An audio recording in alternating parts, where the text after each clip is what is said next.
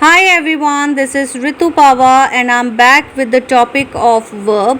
But before starting this, I would like to thank all of you for watching and liking my previous videos. In this video, I'm going to explain the verb part 6, and that part 6 is the transitive or the intransitive verbs.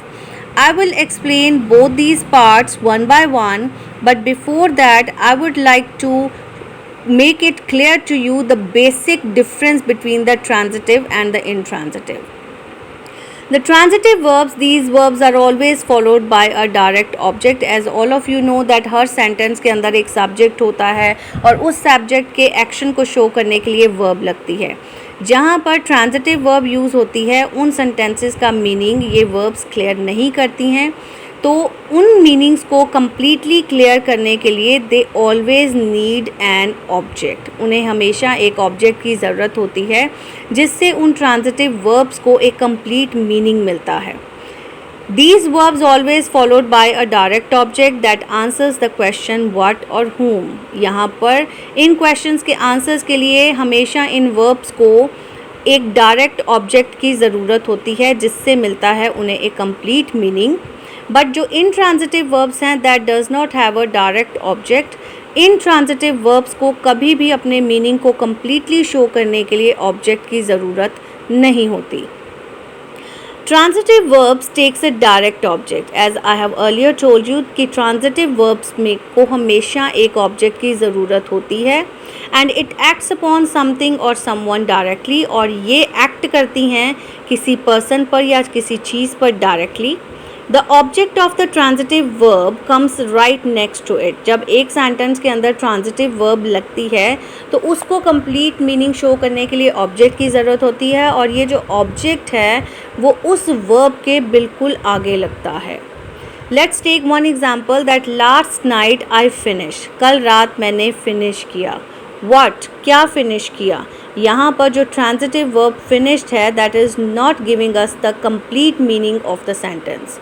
तो इस meaning को clear करने के लिए इस verb को ज़रूरत है एक डायरेक्ट ऑब्जेक्ट की, और ये ऑब्जेक्ट द प्रोजेक्ट. इस ऑब्जेक्ट को यूज़ करने से इस सेंटेंस को मिलता है एक complete meaning. Last night I finish the project. कल रात मैंने एक प्रोजेक्ट फिनिश किया. इससे हमें मिल रहा है एक complete meaning. So this shows that transitive verbs को हमेशा एक ऑब्जेक्ट की ज़रूरत होती है. So let's see some more examples like she played. उसने प्ले किया, उसने बजाया. What? The meaning is not clear with the transitive verb played. Played से हमें इसके मीनिंग का पता नहीं चल रहा है.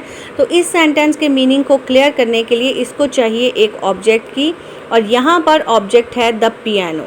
She played the piano. उसने पियानो बजाया.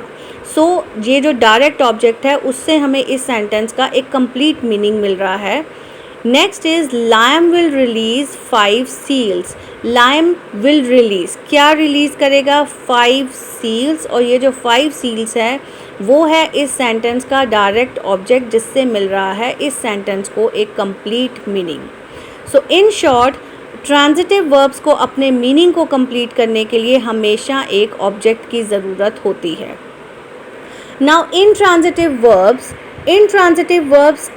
does not take a direct object. Intransitive verbs को कभी भी अपने मीनिंग को क्लियर करने के लिए ऑब्जेक्ट पर डिपेंड नहीं करना पड़ता. उन्हें कभी भी ऑब्जेक्ट की ज़रूरत नहीं होती. It can't act upon something or someone directly. और ये किसी पर्सन पर या किसी चीज़ पर डायरेक्टली एक्ट नहीं करती. For example, we laughed. हम हंसे. So this laughed word is giving us the complete meaning of the sentence. इसके लिए हमें किसी भी ऑब्जेक्ट की ज़रूरत नहीं है. तो ये होती है intransitive verb. We laughed. Next example is I was on a call when the movie started.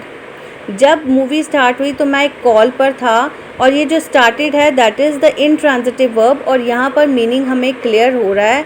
So this means that कि intransitive verbs को कभी भी अपने मीनिंग को क्लियर करने के लिए ऑब्जेक्ट की ज़रूरत नहीं होती है. वो बिना ऑब्जेक्ट के ही सेंटेंस के बारे में हमें एक क्लियर कंसेप्ट प्रेजेंट करती हैं. So the intransitive verbs don't take a direct object. इन्हें कभी भी डायरेक्ट ऑब्जेक्ट की ज़रूरत नहीं होती है, जबकि ट्रांजिटिव वर्ब्स को अपने मीनिंग को क्लियर करने के लिए हमेशा एक ऑब्जेक्ट की ज़रूरत पड़ती है. So that is the basic difference between the intransitive and the transitive. So let's see the examples of intransitive and transitive to make it more clear. The pirates laughed. Pirates हंसे. That is a complete meaning in itself. इसको किसी भी object की ज़रूरत नहीं है. May be the heartily is there, but laughed से intransitive verb से हमें इसका मीनिंग क्लियर हो रहा है. सो यहाँ से हमें क्लियरली पता चल रहा है कि इसको किसी भी ऑब्जेक्ट की ज़रूरत नहीं है. But on the other hand the pirates found. Pirates को मिला. क्या मिला? कोई आंसर नहीं है, कंप्लीट मीनिंग नहीं मिल रहा है. तो इस कंप्लीट मीनिंग को शो करने के लिए हमें जब एक ऑब्जेक्ट की ज़रूरत पड़ती है तो उसको हम कहते हैं ट्रांजिटिव वर्ब. यहाँ पे पायरेट्स को क्या मिला? द ट्रेजर, खजाना. वो बन जाता है इस सेंटेंस का डायरेक्ट ऑब्जेक्ट, और इस ऑब्जेक्ट के बिना इसका मीनिंग क्लियर नहीं हो रहा था. तो ये हो गया हमारा transitive verb. So let's make it more clear. Transitive verbs needs a direct object. Transitive verbs को अपने मीनिंग को क्लियर करने के लिए एक ऑब्जेक्ट की ज़रूरत पड़ती है. She wrote. उसने क्या लिखा? A letter. उसने एक लेटर लिखा. तो यहाँ पर हमें लेटर के बिना इस सेंटेंस का मीनिंग समझ में नहीं आता. But intransitive verbs don't need a direct object. Intransitive verbs में डायरेक्ट ऑब्जेक्ट की ज़रूरत नहीं होती. She wrote quickly. उसने जल्दी से लिखा. wrote, that is the verb and that is giving us the complete meaning of the sentence. तो इसके लिए हमें यहाँ पर किसी भी ऑब्जेक्ट की ज़रूरत नहीं है. इन शॉर्ट, ट्रांजिटिव वर्ब्स को हमेशा अपने मीनिंग को क्लियर करने के लिए एक डायरेक्ट ऑब्जेक्ट की ज़रूरत पड़ती है. विदाउट ऑब्जेक्ट, बिना ऑब्जेक्ट के वो अपना मीनिंग कभी भी इंडिपेंडेंटली क्लियर नहीं कर सकती. But on the other side जो इंट्रांजिटिव वर्ब्स हैं उन्हें किसी भी ऑब्जेक्ट की ज़रूरत नहीं होती. So let's refresh this. Transitive और इंट्रांजिटिव वर्ब्स. ट्रांजिटिव वर्ब्स में एक डायरेक्ट ऑब्जेक्ट होता है. यहाँ पर ये जो ऑब्जेक्ट है वो कुछ भी हो सकता है, नाउन भी हो सकता है, प्रोनाउन भी हो सकता है, और ये हमें हमारे क्वेश्चन का आंसर देता है, जिससे हमें उस बात का, उस वर्ड, उस सेंटेंस के बारे में एक कंप्लीट क्लियर मीनिंग मिल जाता है. Like teacher taught. टीचर ने पढ़ाया क्या? a new lesson. So this is the object and this is necessary to get the complete meaning of the sentence. On the other side जो intransitive verb है वहाँ पर हमें ऑब्जेक्ट की ज़रूरत नहीं होती है. The teacher taught effectively. Teacher ने पढ़ाया.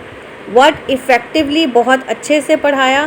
तो यहाँ पर जो taught intransitive verb है, ये verb हमें बिना ऑब्जेक्ट के भी एक क्लियर कट मीनिंग दे रही है. तो इन शॉर्ट, ट्रांजिटिव वर्ब्स को अपने मीनिंग को क्लियर करने के लिए एक ऑब्जेक्ट की ज़रूरत होती है. ऑब्जेक्ट नाउन या प्रोनाउन दोनों में से कोई भी हो सकता है. But on the other hand intransitive verbs को अपने मीनिंग को क्लियर करने के लिए किसी भी ऑब्जेक्ट की ज़रूरत नहीं होती. ये इंट्रांजिटिव वर्ब्स जो हैं वो अपने मीनिंग को इंडिपेंडेंटली क्लियर करती हैं. हमें एक सब्जेक्ट, सेंटेंस का एक क्लियर एक्शन, क्लियर मीनिंग बताती हैं. इन्हें ऑब्जेक्ट की ज़रूरत नहीं होती है और ये होती हैं intransitive verbs. So that is the basic difference. I hope you like and understand this topic. Thank you and have a nice day.